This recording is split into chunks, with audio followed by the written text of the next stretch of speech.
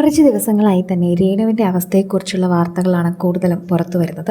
രേണുവിന് ക്യാൻസറാണ് എന്ന് നേരത്തെ വാർത്തകൾ വന്നിരുന്നുവെങ്കിലും അത് താരം തന്നെ തള്ളുകയും അത് തെറ്റായ വാർത്തകളാണെന്ന് പറയുകയും ചെയ്തു. എന്നാൽ ഏതാനും ദിവസങ്ങൾക്ക് മുൻപ് വളരെ വിഷമത്തോടെ ഇത് നിങ്ങളോട് പറയണമെന്നും ഞാൻ മറച്ചു വെച്ചിരുന്ന കള്ളം പറഞ്ഞ കാര്യം സത്യമാണ് എന്നും തനിക്ക് ബ്രസ്റ്റ് ക്യാൻസർ ആണെന്നും പറഞ്ഞെത്തിയിരുന്നു. അതിനുശേഷം രേണുവിനെക്കുറിച്ചുള്ള വാർത്തകൾക്കായി കാതോർത്തിരിക്കുന്നവരാണ് ഭൂരിഭാഗം പേരും. എന്നാൽ കഴിഞ്ഞ ദിവസം വികാരഭരിതയായി സങ്കടത്തിൽ രേണു കുറിച്ച കുറിപ്പുണ്ടായിരുന്നു. ശരിക്കും സോഷ്യൽ മീഡിയയിൽ വീഡിയോ ആയിട്ട് തന്നെയാണ് രേണു ഇത് പങ്കുവച്ചത്. ആദരാഞ്ജലികൾ പറഞ്ഞുകൊണ്ടും മരിച്ചു പോകട്ടെ എന്ന് പറഞ്ഞുകൊണ്ടും സുധിച്ചേണ്ട ശാപമാണെന്ന് പറഞ്ഞുകൊണ്ടും നിരവധി പേർ എൻ്റെ അടുത്ത് എത്തുന്നുണ്ട്. വേദന സഹിക്കാൻ പറ്റാത്ത ഒരവസ്ഥയിലാണ് ഞാനിപ്പോൾ ഉള്ളത്.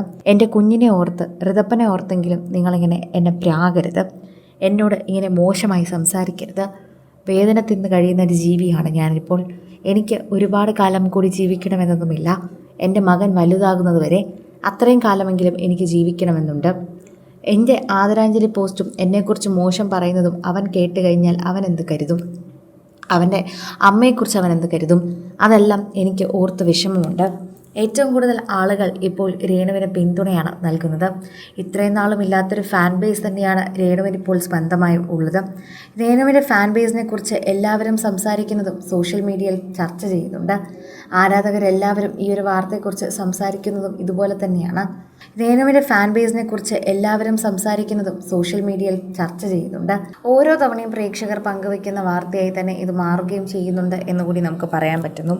കാരണം രേണുവിനുള്ള ആരാധകരുടെ ഇഷ്ടം ഇപ്പോൾ കൂടി വരുന്നതായി തന്നെയാണ് ശ്രദ്ധിക്കുന്നത്. എല്ലാവരും ഇപ്പോൾ രേണുവിനെക്കുറിച്ച് സംസാരിക്കുമ്പോൾ വളരെയധികം സ്നേഹത്തോടെയാണ് സംസാരിക്കുന്നത്. രേണുവിനെ പറ്റി പറയുമ്പോൾ തന്നെ എല്ലാവർക്കും സ്നേഹമാണ്. ഓരോ തവണയും പ്രേക്ഷകർ അതിനെക്കുറിച്ച് പറയുകയും എടുത്തു പറയുകയും ഒക്കെ ചെയ്യുന്നു. ആരാധകരുടെ പ്രീതി വളരെയധികം ലഭിക്കുകയും ചെയ്യുന്നുണ്ട്. ഓരോ തവണയും പ്രേക്ഷകർ ഈ വാർത്ത ഏറ്റെടുക്കുന്നു എന്ന് തന്നെ പറയാം.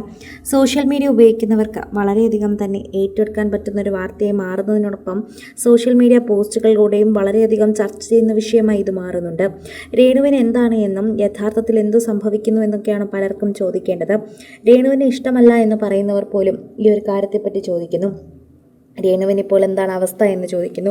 രേണുവിൻ്റെ കാര്യത്തെപ്പറ്റി കൂടുതലും പ്രേക്ഷകർ അത് അറിയാൻ ആഗ്രഹിക്കുന്നു. അത്തരത്തിൽ ഒരുപാട് പേർ തന്നെ മെസ്സേജുകൾ അയക്കുന്നുണ്ട്. എന്നാൽ അവരുടെ കൂട്ടത്തിൽ ഏറ്റവും കൂടുതൽ ആളുകൾ ചർച്ച ചെയ്യുന്നതും വളരെയധികം വിഷമമായി മാറുന്നതും ഇപ്പോൾ ഈ ഒരു കാര്യം തന്നെയാണ്. സോഷ്യൽ മീഡിയയിൽ നിരവധി പേർ ഏറ്റെടുക്കുന്ന ഒരു വാർത്തയായി ഇത് മാറുന്നു. ആരാധകരും വളരെയധികം സ്നേഹത്തോടെയാണ് ഈ വാർത്തയെക്കുറിച്ച് സംസാരിക്കാറുള്ളത്.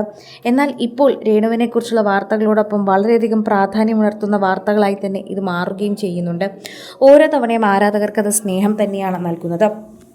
കൂടുതൽ സിനിമ, സീരിയൽ, ചാനൽ വാർത്തകൾക്കും നിങ്ങളുടെ പ്രിയപ്പെട്ട താരങ്ങളുടെ എക്സ്ക്ലൂസീവ് അഭിമുഖങ്ങൾക്കുമായി സബ്സ്ക്രൈബ് ചെയ്യാൻ മറക്കല്ലേ.